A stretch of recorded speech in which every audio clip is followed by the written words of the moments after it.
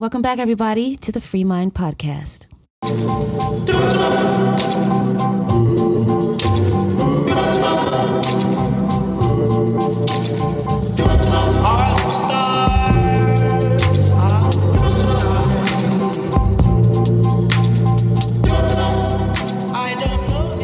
Back at it, babe. We're back. Sunday night recording. Got the chicken already, not basted. Marinade. Seasoned. Marinade. We're hit that old Emerald air fryer on tonight, so I'm excited about it. We might have to cut this podcast short, you know what I'm saying? Start the night earlier. Exactly. Early. Yes. So I'm excited about that. But good to be back with you guys. We have been trying to build this case, just talking about where do we go from here? What are we going to do? Are we going to kind of continue down the separatist, pietist avenue that many of our churches have and that kind of I've grown up in as well? We're going to kind of stick with the defensive evangelical side, or is maybe there a positive, more constructive thing we can build with the Reformed Kuyperianism?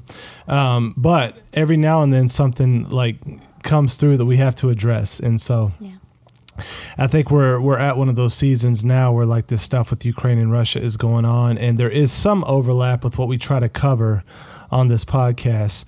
And I think one of those elements we'll talk about here tonight. But we're like many of you, we are like in the throes of full-time job, school. And so it can be hard, like, to get to the bottom of some of these issues. There have been pockets throughout the time we've been doing this podcast where we've had more free time to really, really, really dig deep on what's going on in these cultural elements. I think of the BLM stuff going on. I was putting in a lot of time going down all kind of rabbit holes. Yes, you were. Yes, exactly.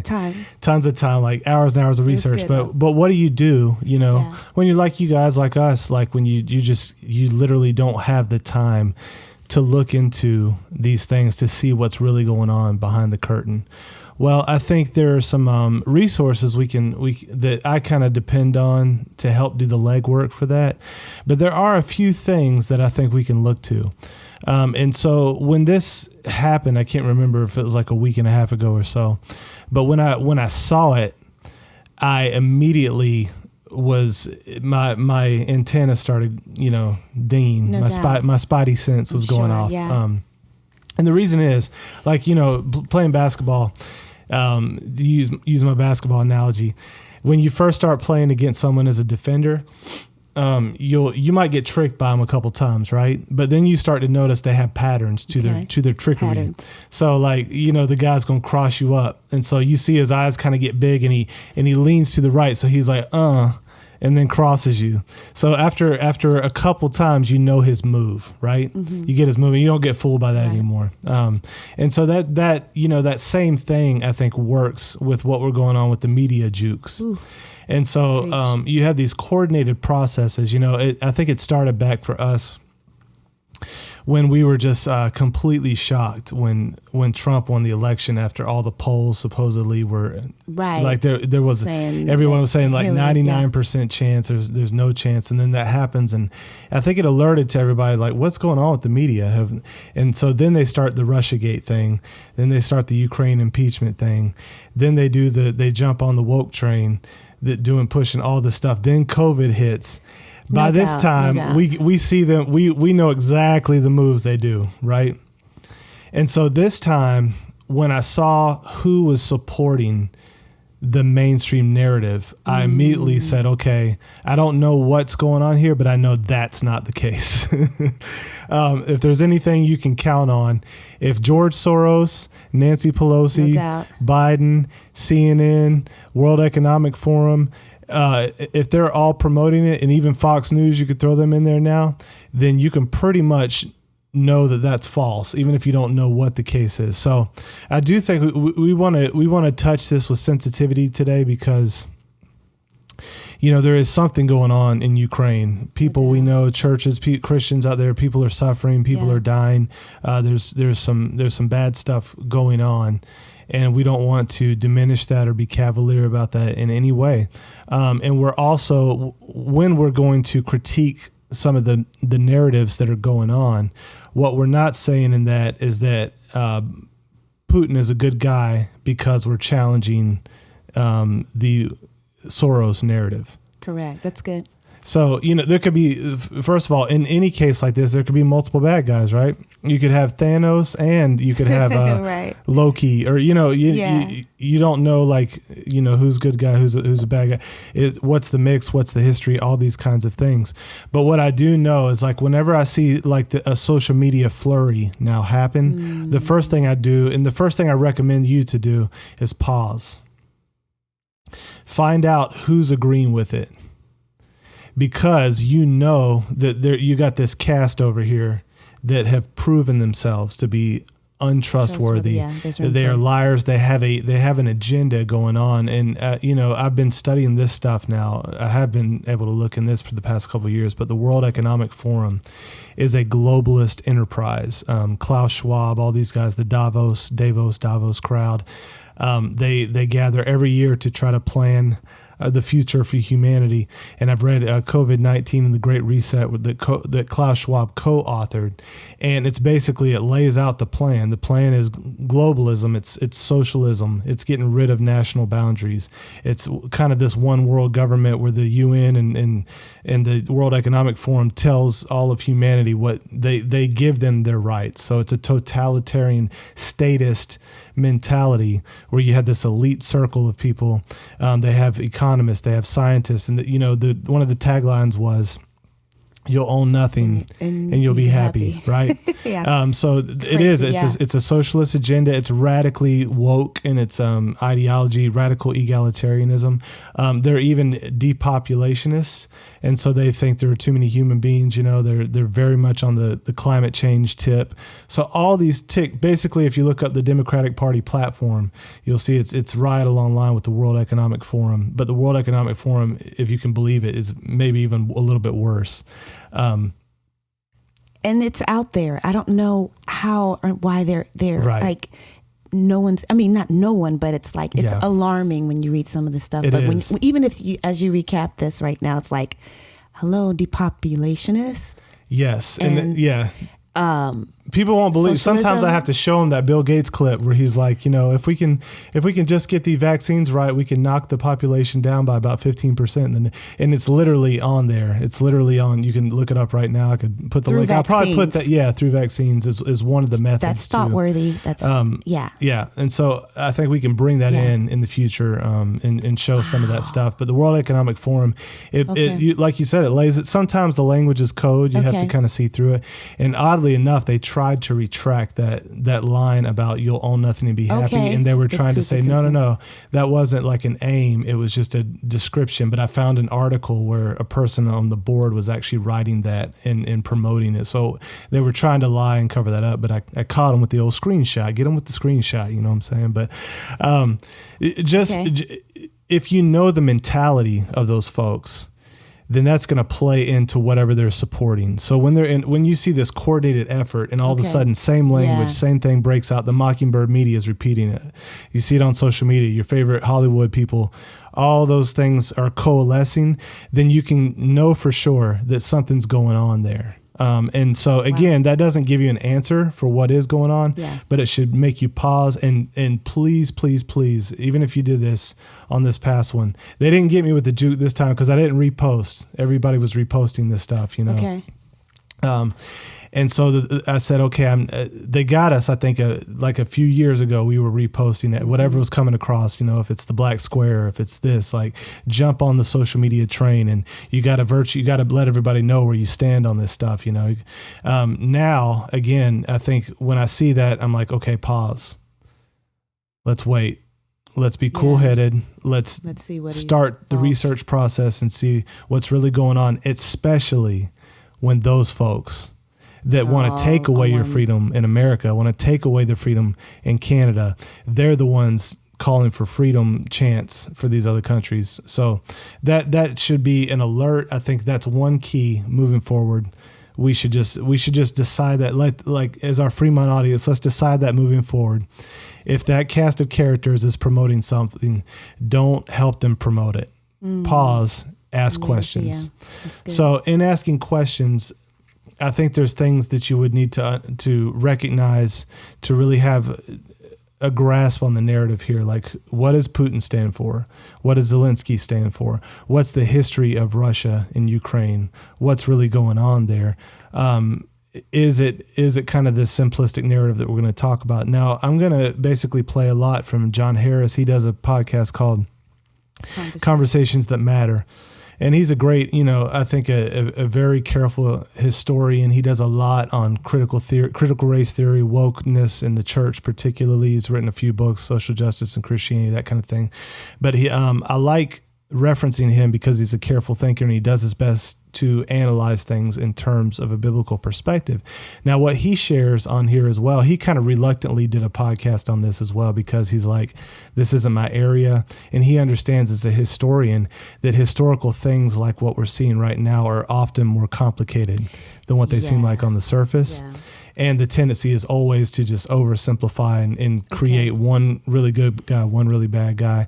Sometimes it is roughly that could be roughly the case. The Bible has no problem calling certain kings wicked, certain kings good, and then there's everything in between.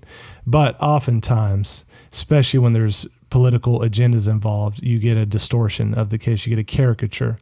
And so as a careful historian, he didn't want to wade into that. But the reason he did is because he just felt like, again, Big Eva took their cue. That's another test. Okay. So I look at Soros, I look at Pelosi, I look at Biden, and I look at Big Eva because they're always right on track with them. And so whatever they're saying, again, just go the other direction or pause and wait. But John saw that as well. And so he said, well, let me I've read a few books on this issue, but what he's going to do through this episode is basically just discuss the three main narratives that are floating around about this event and what's going on. Again, challenging the mainstream narrative is not to prop up Putin or to take a Russian side, but it is to say, be thoughtful in deciding between these and say, what does the evidence really support here? And then one thing he's going to encourage that is good, he did 3 podcasts on it. I encourage you to go back and listen to all 3 of them if you care about this topic and you want to really dive into it. But he's going to reference primary sources. That's always key. So he actually plays one of Putin's speeches, for instance, in its entirety, not just taking little clips out and distorting them. He also will, throw some stuff with Zelensky in there, talk about a couple of the books, primary sources, and he's going to point people to that. Does that make sense? Yeah. So let's just go to that real quick and play through. We'll make some comments from time to time. Here we go. Today on the podcast, we are going to talk more about this situation. And I've been reading as much as I can from all kinds of sources and doing my utmost to apply the training that I received in grad school to piece together the truth as far as I can tell. I think this is important for a variety of reasons. Number one, there is an agenda to influence the way you're thinking about this. Behind it seems to be a number of motives, including reinforcing the idea that democracy as an end in and of itself is a goal. Not a means to an end, but an end in and of itself. It's a goal worthy of unlimited support and sacrifice. Also, there are powerful forces heavily invested in getting you to think about the governments of Russia and Ukraine in morally absolute terms. So you see how he's starting to break this down. This is a good way to analyze it. Absolutely. So you're looking for those key mockingbird words again. Whenever they say, oh, this is a threat to our democracy, that should be code word. They're faking to the right. Gotcha. They're about to cross you up because that's just, first of all, America, and not to be too technical, but it's really republic. It's a constitutional republic. So that is part of the World Economic Forum language. They want to put it in a democracy, which is really a distortion of what this country should be. But even if you gave them the fact that what they're talking about is like, they're talking about basically we have the right to vote for our leaders in the kind of broadest sense. But they always use that anytime someone is threatening the globalist agenda, this is a threat to our democracy. Okay, gotcha. And then presenting it in absolutist terms is what he's saying in this case. So anytime someone's doing that in this kind of caricaturous way, that should be another hint. And as Christians, we need a healthy dose of skepticism about man's goodness, which both of these motives relate to. It is possible that the media conceives democracy to be a tool for creating egalitarian, globalist open societies. It is also possible for there to be multiple bad guys in a conflict, which is a thought not being entertained by hardly anyone right now, in the mainstream at least. James 4:1-2 says this: what is the source of quarrels and conflicts among you? This is about the church. There's a general principle here. Is it not the source Is not the source your pleasures that wage war in your members? You lust and do not have, so you commit murder. You are envious and cannot obtain, so you fight and quarrel. You do not have because you do not ask. What's the root of this? Shouldn't we as Christians kind of just assume right away, what's the root of this? How come there's been 8 years, and really more than that, but there's been at least 8 years of attempts to negotiate, to settle this particular conflict, and it hasn't happened, and there's conflicted interests here. Could not the source be pleasures that wage war? Could not be the source lust for something? Maybe for oil, maybe for, I don't know. It could be economic, it could be military defense. Some of it could be reasonable. Some of it, though, could be sinful. So just knowing what we know about human nature, we should kind of be suspicious of a hard binary narrative about this.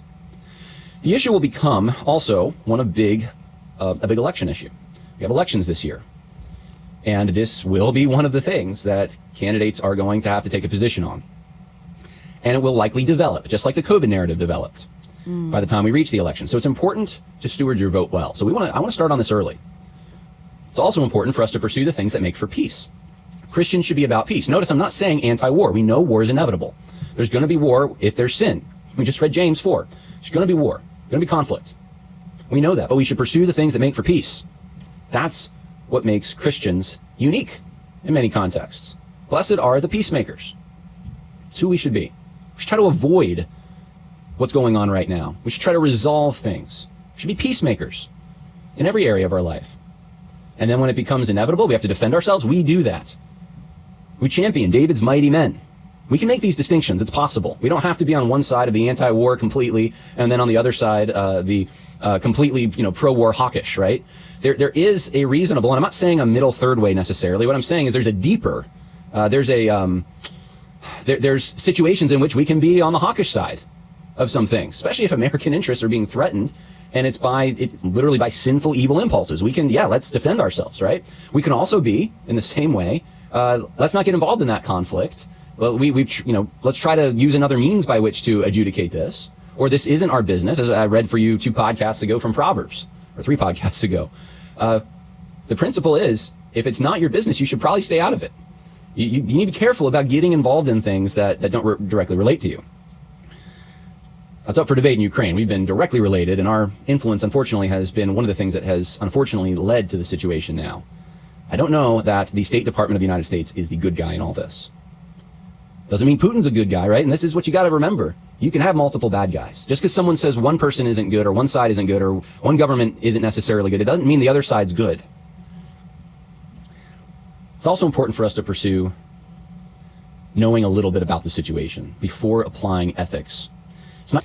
So, and so far, I think what he's talking about is a couple things. But as Christians, you do have pacifist Christians. You have people, and then you have people kind of like, let's go to war. Everything. He's saying, he would take the just war theory position. I think St. Augustine was one of the first to kind of lay out that systematically, but he was deriving it from biblical principles. And so I would put myself in that category. There is such thing as a just war. There's thing as justly defending yourself when someone comes at you. And the question would be, is Putin engaging in a just war in what he's doing? And I think if he's going to discuss the 3 narratives, if the mainstream narrative is actually true, then no, in no way, this is a wicked war. It's on bad pretenses. He's doing, targeting civilians, all those kinds of things. It fails. But of course, you're talking about people in our government that have no ethical system whatsoever. But us as biblical Christians, we would want to ask that question: is this a just war?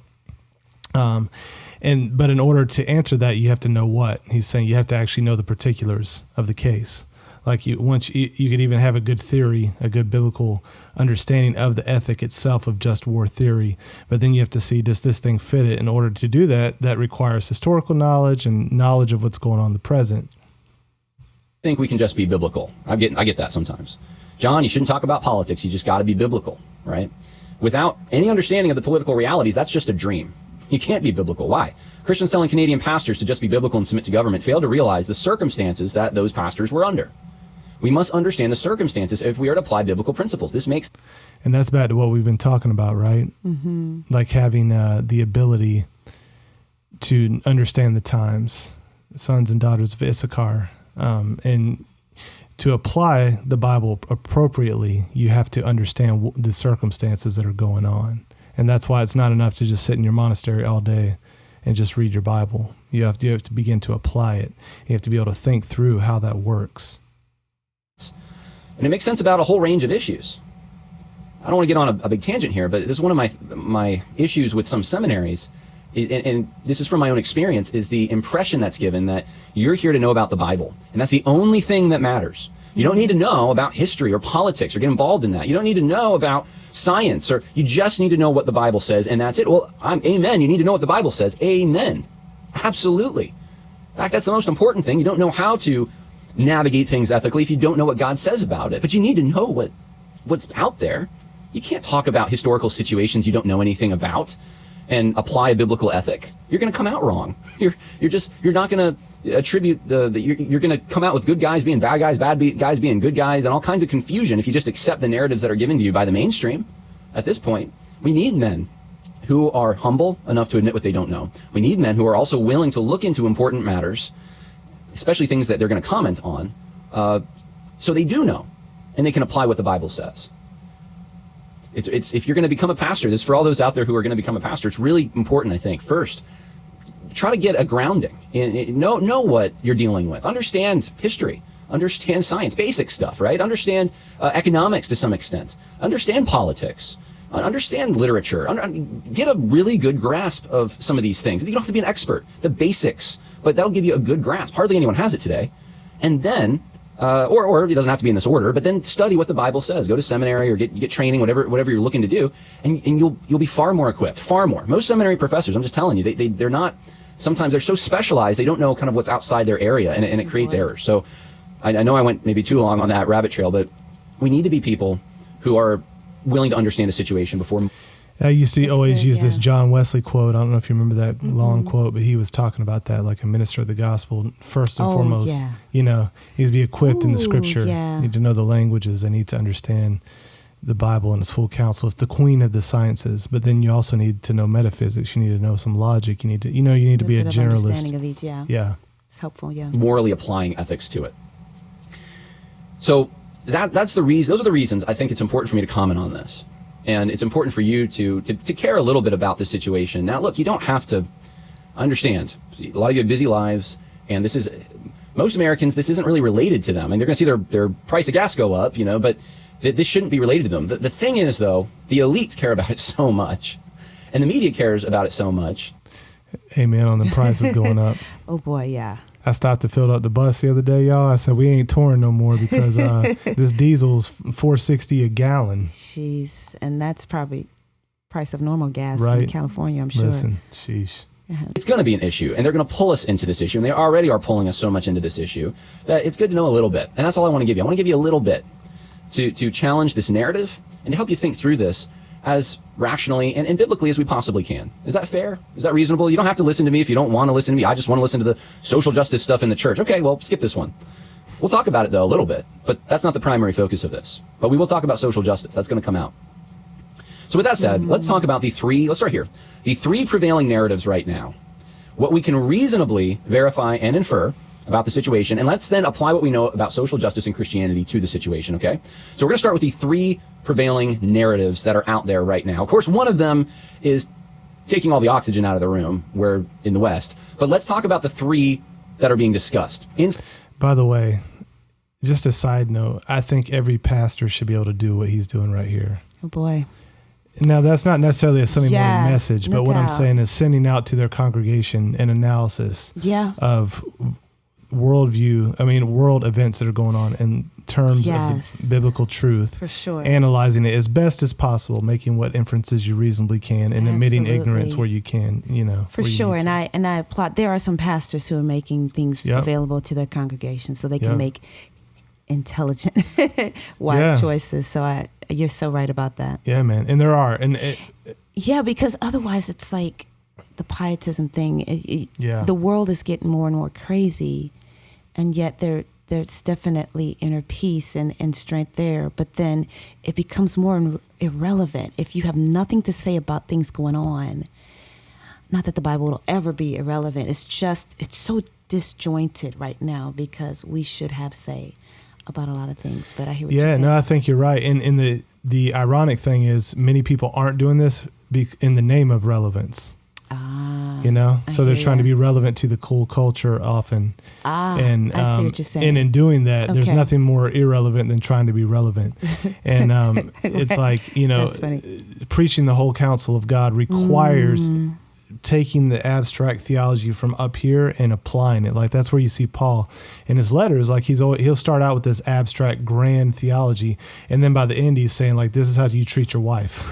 This is how you treat your kids. That's like good. Do this with the deacons, do this with, like it's very practical connection of the lofty to the practical. But the problem is when you do that, that's where you get into trouble, because that's where it puts you on a side or another in kind of touchy polarizing cultural issues. And that's what too often we stray away from that, because we don't want to cause the dissension.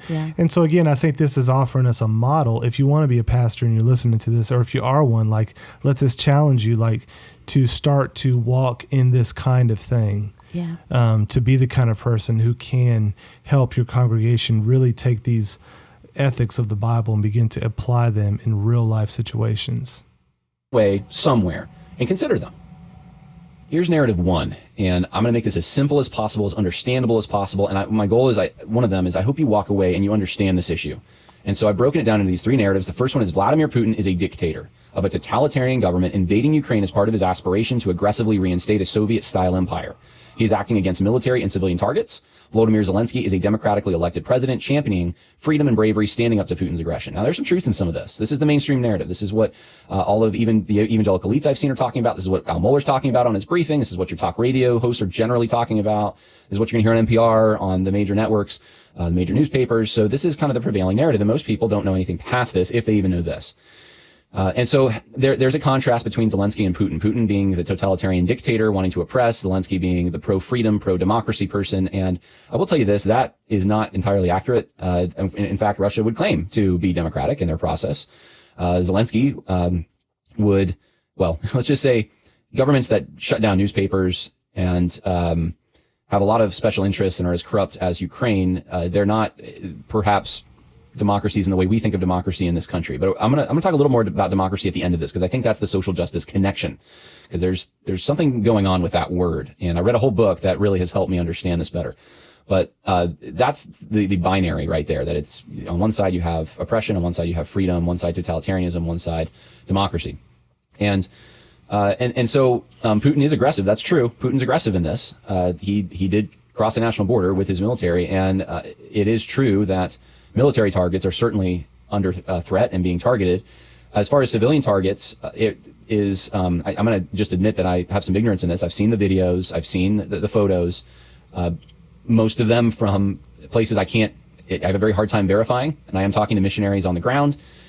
The best picture I can get, and it's a blurry picture, seems to be that there is no systemic targeting of civilian targets. There may be mistakes that have been made, and that happens in war, and there may be some very cruel things that have happened, that normally happens in war too. So far does this narrative that he's laying out, the mainstream one, make sense of what he's talking about? You can see it there if you're watching on YouTube. He has it written out, and so he's saying like, the binary they're presenting where Vladimir Putin, is totalitarian government invading the democracy of Ukraine. That's already a distortion, but he's also saying like this probably has some truth in it. Like, it may depend on the degree of truth. The second thing is, this is something I saw Biden saying the other day, is like he's targeting civilians. That's what their claim is, which would be clearly wicked and unjust if that were the case. Harris is saying he's seen these videos where supposedly he's doing that, but he's skeptical that he's systematically doing that, and that at best that isn't like an accidental thing as a byproduct of war, which always happens to some degree. But he also is saying that he's not even sure about these videos, and that's what I would say as well, is because we were there on January 6th. I've seen them actually create video and reuse stuff from old stuff. Like at this point, it's hard to even trust like what the news is presenting, what's going around on social media video wise, because even in this particular case, we've seen faked pictures already. Men with guns. And with fake cardboard guns stuff, that they've used on the news. And also, I've seen this on other resources where they have showed like this. They're showing this lady in Ukraine bloodied, and she apparently was in the same picture 5 years ago in other wars that were going on in the media. This happened like multiple times already. So it's like, okay, what's really going on here? Again, for me, I'm kind of skeptical, but I'm waiting. It could be true. But I'm not ready to jump on that train yet and proclaim that with any confidence, especially when people like Biden are touting that narrative in the World Economic Forum, all these guys. So, but there doesn't seem to be a concerted effort to, bomb cities the way that, I don't know, like the Allies bombed cities when they were going into Germany, or the way that, cities were bombed by some of the Japanese forces in China and things like it. It's not like World War II stuff. It seems like the military targets are more the concentration and strategic targets. That's a blurry picture, and the situation changes every day, and it could very well have already changed by the time I say this. So I'm not, I don't know. It could be that maybe there are civilian targets that are being targeted. Yeah, so it could be, the fog of war is the phrase I keep hearing, which I think is true. Like, just have to be careful making any strong proclamations while we're in this fog. But I haven't seen evidence of it that seems to indicate that that's an order that has gone out to the Russian military specifically, and that they're carrying it out. All right, so that's narrative one. And then you have narrative two. And this, I think this is more thought through. This is not, you're not going to find it many places. If you know someone who's saying this in the mainstream, let me know, because I don't know anyone in the mainstream. I know people that are just kind of out, just off the mainstream that are saying this. But that is that Ukraine and Western governments provoked Russia. So, there's a shared blame in this one. But that this was the assumption, and this is what a lot of people can't handle right now, especially people who are steeped in that first narrative. They'll immediately start, acting like the critical race theorists do when they throw out the white supremacy thing. They'll start just calling you a pro-Putin or pro-Russia person if you believe there's any shared blame in this situation. And I've seen it, and I've been called it. So I am starting to become familiar. And frankly, that's what the social justice warriors do. We don't just, we should engage in argument. We don't just go to pejoratives here. But there's shared responsibility in this way. The Ukrainian and Western governments have provoked Russia by taking advantage of Ukraine's corruption, helping engineer the Maidan Revolution / coup in 2014, encouraging Ukraine to join NATO. That's, by the way, for those who don't know, let me just, along the way, I'll try to explain things. The North Atlantic Treaty Organization is left over from the Soviet era. Let's just be honest. It's a military alliance, and if you attack one country, or you're at war with one country, you're at war with everyone. So if the continuing fighting that's already going on in Ukraine were still taking place, and NATO was involved, and they found out Russians were involved in that, and let's just be honest, Russians probably are. I think the Kremlin, in one article I read, said the Kremlin's denying that, but there's observers saying that Russian body bags are going home. If you remember in 2014 in Crimea, Russians came into the territory with unmarked uniforms, and that kind of thing is probably happening. Meanwhile, on the other side, you have neo-Nazi type militias harassing the pro-Russian population there. So there's been a war there now for the last 4 years. This is just a continuation and an escalation of it. It's really important to know that. If you just think that Putin did this out of the blue, then you're ill-informed. This conflict has been going on, and I'm totally saying right now that Russia is certainly involved in its own attempt to influence that situation, and they're not being necessarily honest about it, from what I understand. But Russia is also provoked by this, and if they join NATO, Ukraine, then they could find themselves at war with the West, and there's no way Russia can handle that. If actually their economy is smaller than France's and Spain's. I mean, I think it's probably around the same size as Spain's. It's smaller than France's. It's smaller than Germany's. I mean, it's smaller than Italy's. It's not this. I mean, I know the Soviet style image that you might have about Russia, but that's not who they are right now. China is immensely bigger. Immensely. It's not even close in their economy and their military capability. Russia does have nukes, though. That is true.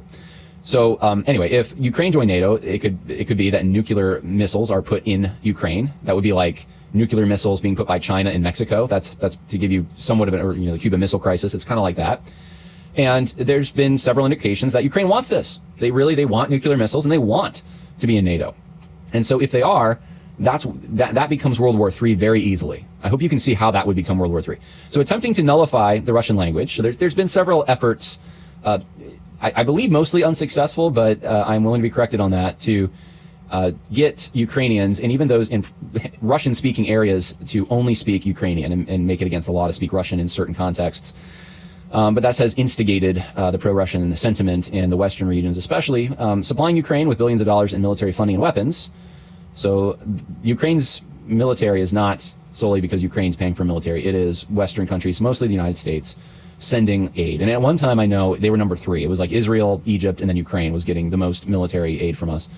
And then encouraging neo-Nazi militias to harm pro-Russian residents in the Donbass region.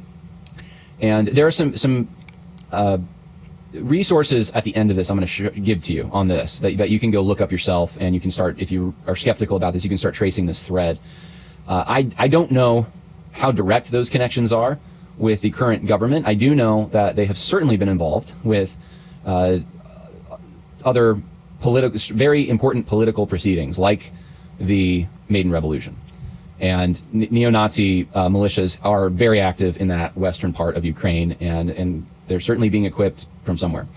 So not enforcing, and Putin's accusation is that this is the Ukrainian government that's fomenting this. So I don't know, but that's and he's calling it a genocide. He's calling it, he's saying that this is, I think he even said that millions of people have died. He may be exaggerating it, but that's certainly one of the things that he's using as a pretext here. And then you have not enforcing the Minsk agreement. So this is actually something that's really important in this. The fact that there were attempts since 2014, especially, and there were actually even negotiations before then, but the Minsk agreements since 2014 have been an attempt to create, to rectify the situation through negotiation. So Ukraine agreeing to give a level of popular sovereignty to those Western regions, let them hold their own elections, that kind of thing. And so the problem has been actually, from what I've read, it's been Ukraine that keeps toying with it and saying, well, we need to renegotiate this. We need to renegotiate this. And it becomes, as the violence is going on, it just becomes this never-ending kicking the can down the road. And, it hasn't produced an active ceasefire in that region. So there's been conflict going on and there's been no resolution. And every time Russia feels like they have a deal, it ends up Ukraine's not satisfied with it. And part of that is, too, the western end of Ukraine is not in favor of this. So the eastern part of Ukraine is more so, but the western part isn't. And so where is Kiev, right? The president has Western sympathies as well. And so he has political pressure. So you can hear the complications here, right? It's so complicated. Yeah. So this narrative, too, is kind of like diving more into those where NATO is kind of moving against, seemingly from Russia's point of view, moving in where they said they wouldn't, and all this eastern, western Ukraine. Eastern is more for Russia, western, da-da-da. So I'm just going to reread just to summarize what he said again, because he's kind of given a lot of background there. But narrative 2 basically says, Ukrainian and Western governments provoked Russia by taking advantage of Ukraine's corruption, helping engineer the Maidan Revolution / coup, encouraging Ukraine to join NATO, attempting to nullify the Russian language, supplying Ukraine with billions of dollars in military funding and weapons, encouraging neo-Nazi militias to harm pro-Russian residents in the Donbass region, not enforcing the Minsk agreement, shutting down pro-Russia TV stations, harboring U.S. labs, researching biochemical weapons, and publicly committing to take back Crimea after cutting off its water supply. Out of desperation, Putin took military action to neutralize Ukraine's military capability and corrupt government in order to settle conflict over contested regions, prevent Ukraine from joining NATO, and securing nuclear capabilities and support Russian natural gas interests. Okay. Now, I think this is kind of what Putin is saying in his speeches. Okay. So this narrative 2 is kind of his stance, perspective, and what he's saying explicitly that he's doing, if I'm not mistaken. That's part of that. And you could have parts of this that are true, you could have parts of one that's not necessarily mutually exclusive, but if you adopt a full version of either one of these, then they cancel it, that you wouldn't be able to hold to both of them. But you could have parts of both that are kind of brought together in a coalescive way. If you want to grow in your confidence in knowing what you believe and why you believe it, if you want to ground your faith in biblical Christianity and step into who God has called you to be, I want to tell you about a great program put on by Impact 360, and it's called Propel. Propel is a one-week transformational leadership and discipleship experience where high school students gather together to be grounded in a biblical worldview as they learn how to follow Jesus, have a godly influence, learn how to disciple their peers, and boldly live out their faith in their daily lives. So they're having 2 sessions this summer. The first one is June 19th through the 25th, and the second one is June 26th through July 2nd. These programs fill up really quickly, and I promise you will not be disappointed. So we'll put the link below if you're interested in looking into it, and we'll see you this summer. So that makes them valuable as well. So that's part of it too. Now, the first thing that I mentioned is the corruption in Ukraine, and I'm not going to go into an itemized detail on that. It actually would be overwhelming, and I don't have it on the tip of my tongue or filed in my head. I've read a number of things on it, and it's pretty amazing how corrupt things have been. But don't take my word for it. Here's President Trump and what he said about Ukraine. Exerted. But you don't have to ask him. All you have to do is read the transcript, read the telephone call. But what I was having a problem with are 2 things. Number one, Ukraine is known before him for tremendous corruption. Tremendous. More than just about any country in the world. In fact, they're rated one of the most corrupt countries in the world. And I don't like giving money to a country that's that corrupt. So this is President Trump, and this was after that whole issue about his phone call with Ukraine. But he's vocalizing what most people know. There was an independent organization that rated Ukraine as, in Europe, the 3rd most corrupt state, and that was recently. There was, in fact, before this narrative 1 was the only narrative that we were allowed to think, the New York Times was even publishing things. There was an article I saw in the New York Times from, I think... and just as an aside, you could hold to that view. There said this independent company rated Ukraine as like the 3rd most corrupt country. Okay. You could hold to that and still, have compassion and pray for the people of Ukraine. It's really a distinct thing. So right now, we might feel like our government in the U.S. is one of the most corrupt in the world, if you could even call it a government. It's like, we have Americans that are trying to stand in the gap and resist what's happening. And then you have the corrupt government itself. So it's important to make that distinction as well, that when we're talking about this narrative too, you could subscribe to this narrative, but still say, let's pray for the people and let's stand with those who are losing their lives. For sure. 2019, if I'm not mistaken, that was just raking Zelensky over the coals because he's weak, he can't fight corruption, he's just part of the system that he was supposed to reform. So that has been an issue. They're not pure as the driven snow, and they're not like this honest democracy. There's a lot of things going on there behind the scenes. NATO expansion is part of this narrative as well, that the North Atlantic Treaty Organization member states keep moving farther and farther east, and that is a threat in Russia's mind. And why wouldn't it be? I mean, it was started it's prominence. The reason you know about NATO probably is because of how they challenged the Warsaw Pact. And now countries that were part of the Warsaw Pact are now part of NATO. And NATO keeps pushing east. And the understanding that Russia has is, and I'm giving you websites, all the links will be at the end, is that this, and this from the National Security Archive website, that they were given guarantees that NATO wouldn't do that they wouldn't move past a certain point. They wouldn't move past, I think it was Berlin. They weren't going to go farther east than that. And so they feel as though the agreements have been breached. In fact, when you hear Putin talk about this stuff, it almost sounds like those old Western movies where you have a Native American person talking about how the white men lie. Their treaties are lies. I mean, it really sounds like that. And that's how Russians feel about this. And so I'll let you determine that for yourself, but you can go read the agreements. And there are a number of them. Most of them verbal agreements from United States Secretary of States, diplomats saying, NATO's not going to infringe on you. NATO's not a threat. We're not going to move farther east. And Russia took some of these things seriously. And now it's like, well, actually, I don't even remember how many now are in NATO of the former Warsaw Pact countries, but a bunch of them are. And now it's like, the United States just recently said, NATO can take Ukraine, sure. And that's seen as a broken promise by Russia. You also have, like I said, this neo-Nazi militia thing. I thought it was interesting that I was reading a book, and I couldn't find biographies of Zelensky. I was looking for. There's tons of them of Putin, and most of them just really, really, really anti-Putin. I tried to find the most objective one I could. I wanted to know the good, but I wanted to know the bad. And I think I got one that was pretty good, to be honest with you. Talks about Putin, talks about how people disappear around him, kind of like the Clintons. How he tends to neutralize his political opponents. But he's also a guy who likes order a lot. He's very loyal. He's actually an interesting character. He respects order, gradualism. He doesn't like drastic changes quickly. He's pretty stoic. He's shrewd. He's got a sense of a higher purpose. Not really interested in personally enriching himself, but he is all about his country. And so this is a weird situation. He is kind of like, he doesn't like politics. He's kind of your disinterested leader there, but loves his country. And he happens to be very against anti-Semites, Putin. Believe it or not, he's being called a Nazi all the time, but he's actually very against anti-Semites. But on the other side, that's an interesting point, right?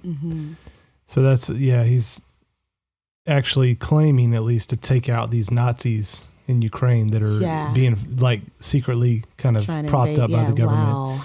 Okay. And sorry, I thought we were jumping to narrative 3, but he's still kind of in 2 here. But that was another piece of it that I found was interesting. Like he's pointing out like that Putin has some like Clinton type, people around him just seem to disappear that are against him, Yeah. So, and if that's true, that's awful. I mean, there's some of the worst offenders on the world stage. But on the other hand, you have Putin, that's one of the few in the whole world that stood up against the World Economic Forum explicitly and publicly. He's actually stands against LGBTQ movements and the wokeness, like Marxism, all that kind of stuff. That's interesting. Yeah. It's interesting that he happens to come out of this whole narrative. Narrative 1 is the one, the mainstream, to an extreme version, and he just happens to be standing against that globalist agenda. Yeah, that is interesting. Isn't that interesting? Very so much another so. thing that makes me things that make you go, things to note. It's complicated, but that is a very important point to note for sure. Yes, I'm going to skip ahead a little bit here just for time's sake. But again, I encourage you to go back and watch this whole thing if you're interested in this topic, because he really does lay it out well, and he has those resources that you can click on and do further studies. So let me click forward here. even there's kind of a civil war type of thing going on in Western and Eastern Ukraine between the two. And when you understand that, this kind of stuff becomes understandable. You understand why this would be in a pro-Zelensky, because there's going to be people who like the fact that you got a guy like Kolomoisky, financing this. They want that. So it's interesting. So that's one of the things. Let's see here. Zelensky said I have instructed the foreign ministry to convene a summit of the countries signatories to the Budapest Memorandum. If it fails to take place or refuses to give Ukraine security guarantees, Kiev will recognize it as well as the clauses signed in 1994 as null and void. So this is the Budapest Memorandum of 1994. This was a guarantee that Ukraine would not they would not have their own nuclear arsenal. And so Zelensky, this is recently, within, I believe this was either 2019 or 2020, he said, we're getting rid of this. We need to get rid of this thing. He wants, that's signaling we want nuclear weapons in Ukraine. Oh boy. So Zelensky has done this, and this is why Putin's getting nervous. He's saying, well, what was that agreement then? Well, can we trust anything? Can we, Russia thinks that challenges their security. Ukraine, though, feels threatened by Russia. So that's the sentiment. Taking back Crimea, this is another thing. President of Ukraine, Volodymyr Zelensky, signed a decree number 117/2021 of March 24th, 2021, on the strategy of the deoccupation and reintegration of the temporary occupied territory of the Autonomous Republic of Crimea and the city of Sevastopol. Now, this happened in, March, right?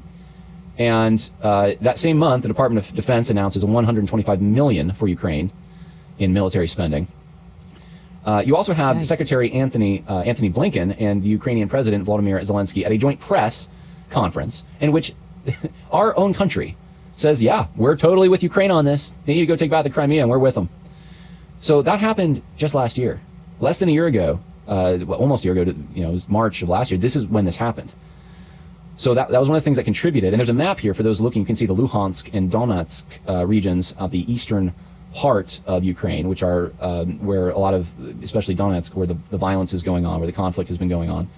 Crimea, you can see down at the bottom, it's not colored, but it's the area that juts out there. Very strategic, of strategic importance. And Russia, until you get to the mountains, it's this big plain that kind of funnels north and south from this pass here at the western end of Ukraine. And it's hard for Russians to defend that. But traditionally, throughout time, and there's been many situations where Russia's been invaded, so you can understand why they would feel like this could happen again. They use this region in Ukraine, the western end, to defend themselves of what's now Ukraine. So, little side note about the map there. And so here's a poll. This is from the Pew Research Center, and it shows Eastern and Western Ukraine. And this is how they divided it to poll. And it's divided pretty evenly in half. And so they weren't able to survey the really pro-Russian areas, Crimea, Donetsk, Luhansk, but they were able to survey just Western Ukraine other than those. And so that would tell you that this number would even be more exaggerated. But more adults in Eastern than Western Ukraine look to Russia as the protector of ethnic. Yeah, that's an interesting stat right there if you're looking on here on YouTube. It says more adults in Eastern than Western Ukraine look to Russia as protector of ethnic Russians in Ukraine. Okay. So you have 54% in the East agreeing with that. Only 25% in the West agreeing, 58% disagreeing in the West, and 27% in the East disagreeing. So it's kind of like, he may even say this, but it reminds me, it would be like living in New York versus Alabama. You know, how like you have a lot more people in Alabama that would hold to conservative view. New York's going to be a lot more progressive, a lot more blue. Okay. So radically different worldviews within Ukraine here in that same way. 54% agreed in the East, 25% in the West. Shows you a huge difference. Eastern Ukraine tends to side more with Russia. They tend to be more pro-Russian. Same thing with the Russian Orthodox Church. In fact, that's a very complicated situation I'm not going to get into as well. But they tend to side with the Russian Orthodox Church in Eastern Ukraine. And in Western Ukraine, it's the Ukrainian Orthodox Church based in Kiev. So there's a big cultural difference here.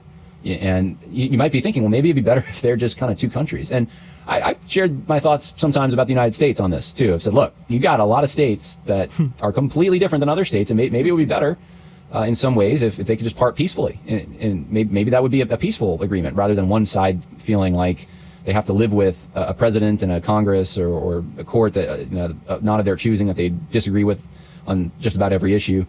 But we're not the only country like that. And let's go Florida and Texas. Come on, somebody. This is a problem. So when we think of Ukraine, don't just think of like, oh, it's just one sovereign country that has borders that have always been this way. Think of it as these borders have changed many times over the last few hundred years. And where we are right now, it's cramming people who don't feel the same ways about some fundamental things together. There's different identities going on here. Half of Russians say it would be right to use military force to keep Ukraine out of NATO. That's how scared Russia is. There's a CNN poll from February 23rd of 2022, so recently. You can see in this chart that the military aid to Ukraine from the United States has gone way up, and this only goes to 2020, but I'm sure it's skyrocketing right now. And so the Russians are seeing that. And then the U.S. bioweapons labs, it's now reported that the someone needs to get this to like Tucker Carlson, I think. He's one person in the mainstream that I think would talk about this, and he's taking a view of the situation that I find to be more reasonable. But he says, this website says, and I verified it, it is true, that one day after reporting on the U.S. biolabs in Ukraine, U.S. Embassy scrubs all Ukraine bioweapon lab docs from website. That's always a cue as well. That's interesting. Right? One day after reporting on U.S. biolabs in Ukraine. He mentioned this word, and I'm hearing that a lot now about Ukraine. It's a sovereign state. That's another buzzword, and I think they don't mind using that word for them. Listen. But here, it's like America dare not be that. Listen, isn't that it's very interesting. Ironic. The same exact people. Okay. So this is actually funny because John wrote this on YouTube. Okay. So he said, know the rules. Okay. And he's being sarcastic here, but according to the left, in essence, you must be outraged that Ukraine's borders were violated. Yes. You must support Ukrainian civilians with guns. See. Admire Ukrainian masculinity. Champion Ukrainian nationalism. See. Decry destroyed Ukrainian statues and businesses. You must also support American border violations. Be outraged about American civilians with guns. See. Decry American masculinity. Castigate American nationalism, and further the destruction of American statues and businesses for anti-racism. See. So it's the exact opposite here, which lets you know it's not a principled thing. So is it mere hypocrisy, or is it actually that their side is only consistent within the globalist framework? And that is the question for me. Really makes you suspicious. Vladimir Putin's advisor said last year, April 21, that the U.S. is developing biological weapons near Russia. So that's another thing that they're very upset about. Why is Ukraine letting the United States develop biological weapons near their border? That's what they think. And you think, well, that may not be true. They're just studying biological weapons. Well, yeah, well, we saw what happened 2 years ago.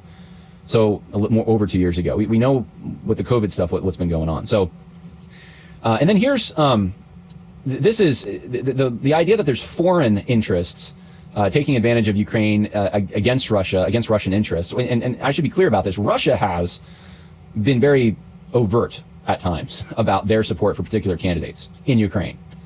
And so they and I'm sure they've sent in advisors. I'm sure they've tried to manipulate things themselves. So it's either a case of they haven't been as successful, or they've just been so overt and honest about it and upfront that it's obvious that they support certain candidates, or certain candidates have supported them in the past, whereas we haven't been quite that way. And neither have other interests, including George Soros. So this is George Soros commenting on the Maidan Revolution / coup that took place in 2014. George Soros. I set up a foundation in Ukraine before Ukraine became independent of Russia. And the foundation has been functioning ever since. And it played an important part in events now. So George Soros saying, yeah, I helped with this. So why is George Soros involved in this? Nothing to see there. What other NGOs are over there? Why were we involved? Why is there a recording of Victoria Nuland from that time talking to the future president of Ukraine about regime change, Yatsenyuk, to become prime minister? And he did.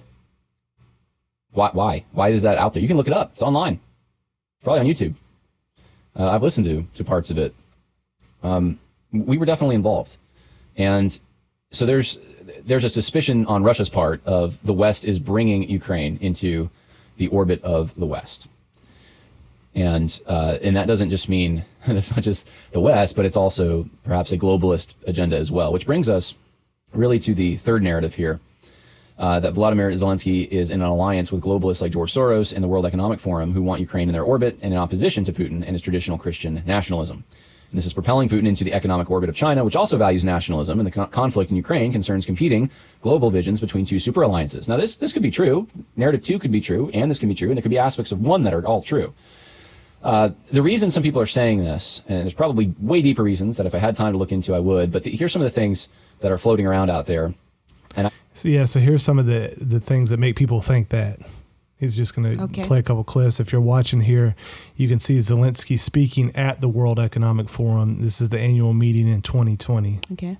Into this whole speech, I encourage you, if you really want to understand this, go listen to President Vladimir Zelensky speaking at the World Economic Forum in 2020. Here's one of the things he said.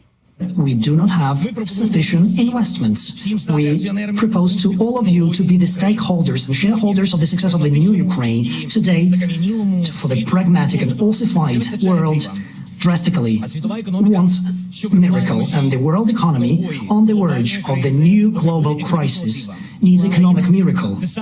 Ukraine is the place where miracles come true. So, and it gets, in some ways it gets worse actually when Klaus Schwab starts questioning him and they have this little discussion. But he used the word stakeholders there. He's talking to an audience of the World Economic Forum. These are the globalists of the globalists. And he's telling them all, we want you to be stakeholders in the new Ukraine. Okay. And that's where the economic miracle can happen. I mean, look what he's saying. This is 2020. He's saying, hey, come on over, implement your ideas here. This is the place to do it. That's a scary prospect for Russia. Yeah, so just hold on to that for a second. Like, Zelensky is at the World Economic Forum saying, let's partner, in essence. Yeah. Putin is standing against the World Economic Forum. These jokers got resources all over the world. So just a thought, when we're getting the narrative, the Mockingbird media is definitely connected to a lot of these guys and a lot of their agenda. So that's one reason, I think, again, to be skeptical of whatever they're putting out, even if this third narrative isn't completely true. You know, the WEF, not exactly the place where Putin's popular.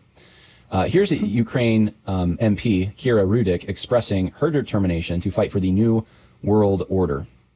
Right now, it's a critical time because we know that we not only fight for Ukraine, we fight for this new world order for the democratic countries. We knew that we are the shield for the Europe. That is a very telling comment. And you could get from the United States, like a Democrat senator saying something that doesn't represent all the people, right? So I want to be careful with this. But these are the things that are floating around out there that people are like, there's globalism, at play here. Here's just on some moral issues, which happen. These play into it. The breakdown of the family is part of that globalist agenda.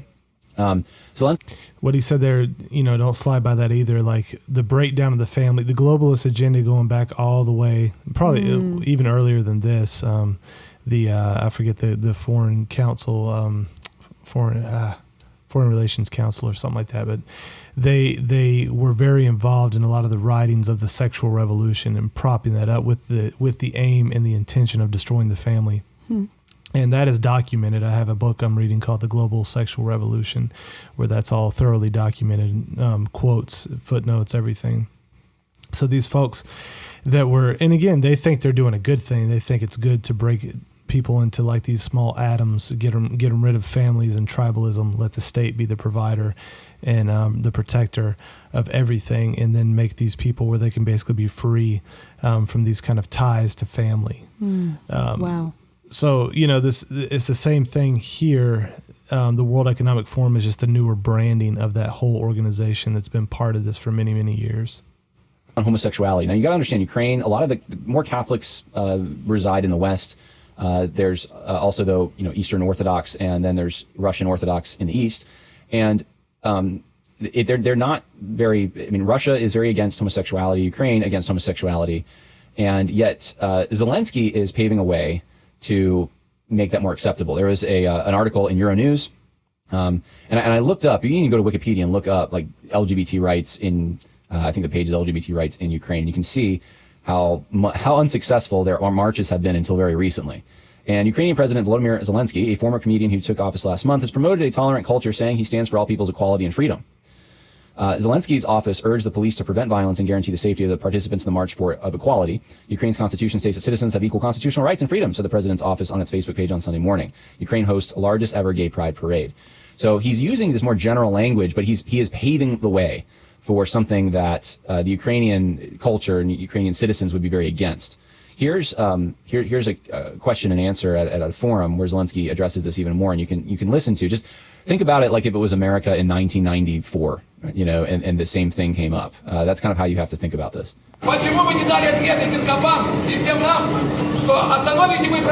He's saying you'll stop the George Soros program Committee of 300 spreading perversity and homosexuality. So he's asking Zelensky these questions, and he's got a big cross around his neck. He says, will you prevent the legalization of prostitution and abortion? So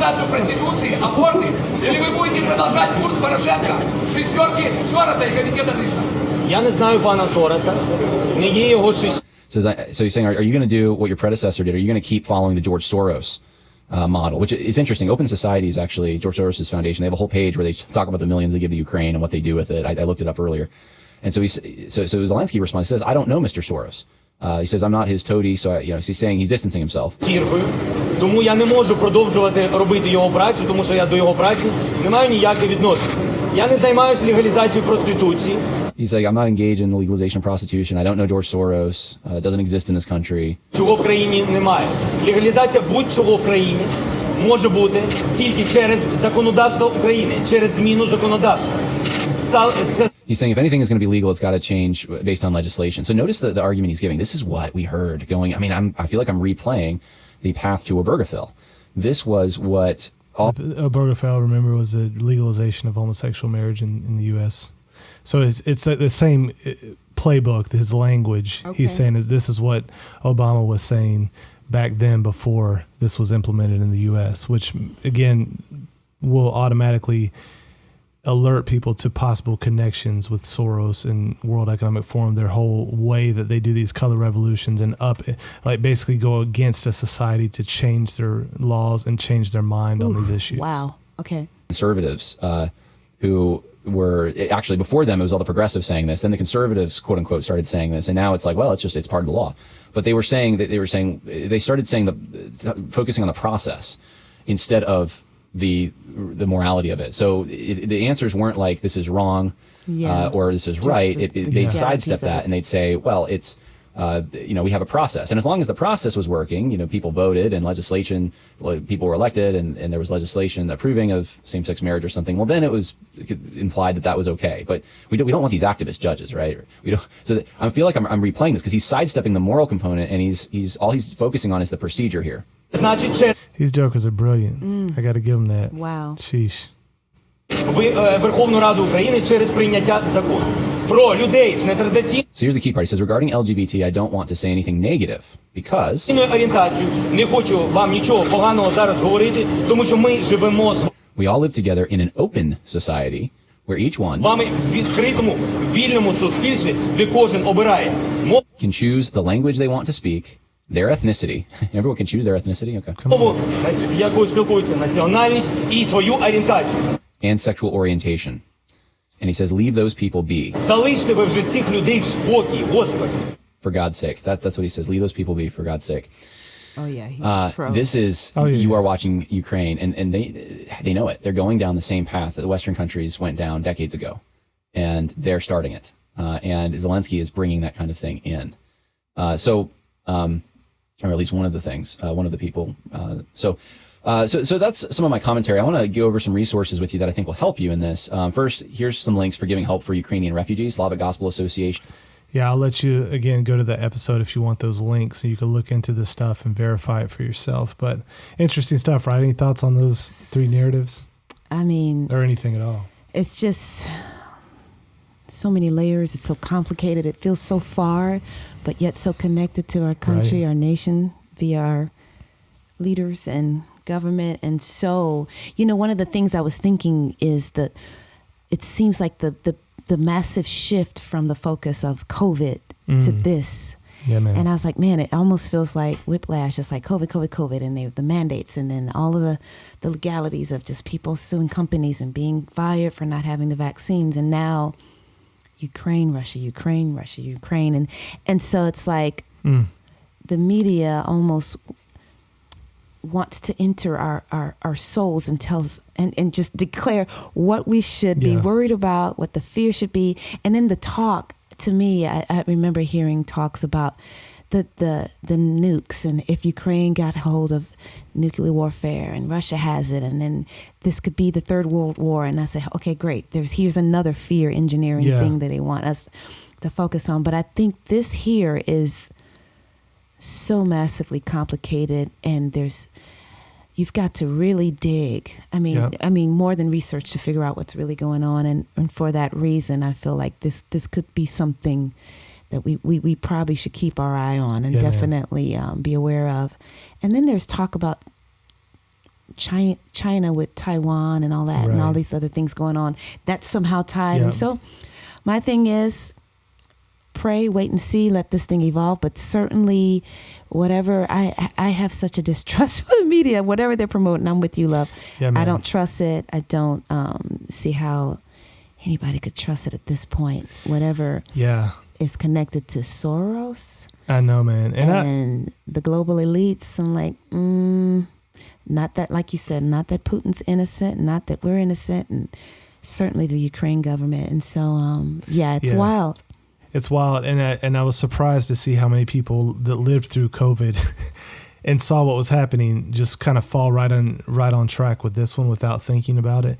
But it's okay if you did that. Just like we're all waking up at different phases to their agenda, to what they're doing. But I just want to encourage you, if you get nothing else from this episode, let's stop going for the head fake. Stop going for the crossover. Like if they got the big eyes and they're moving to the right, just know what's about to come. They're about to cross you up. If they get a big head, throw the hands up like a shot fake. Just don't go for it, man. Stop. We got to stop going for it. And so next time something comes through, sweeps through like this social media thing, it's okay not to post in the first day. In fact, we should just make it a rule, 48-hour rule. Don't ever post anything within the first 48 hours on events that are happening. And then even then, like, look who's supporting it, and let that be your initial, like, prima facie evidence. Like, it's, that's not mathematical certainty that George Soros is for it, so it must be false, but it's pretty close. But you know, if these guys are promoting it, I think that's enough for you to pause and really take a stronger look at it, and hopefully this will just give you a picture of how you could even begin to go about that. And I think John Harris did us all a favor by just giving that, you know, an hour-long podcast or whatever on how to approach these issues. So any final words? Nope, you said it long. Awesome. Well, if you can, if you can give us a review on Apple, it still helps us get the word out before they cancel us on there. Also, YouTube, if you can, like, go ahead and hit the thumbs up, subscribe, and every time you do that, it helps the algorithm, helps the podcast get out there a little bit more, so people might be able to hear it and hopefully be helped by it. Until next time, we will see you then. Thanks for listening.